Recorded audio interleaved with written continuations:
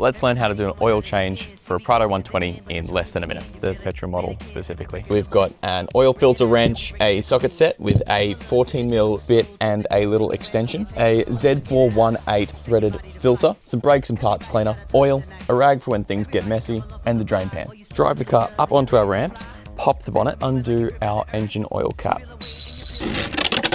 That one there is the 14mm bolt, and we're just going to undo that. Bang! Hold on to your sump plug as well, don't let that go down there.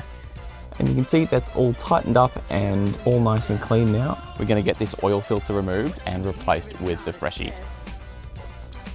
Ta-da! Now it's time to put everything back together. Grab our filter and make sure we take off the plastic that doesn't stay on there.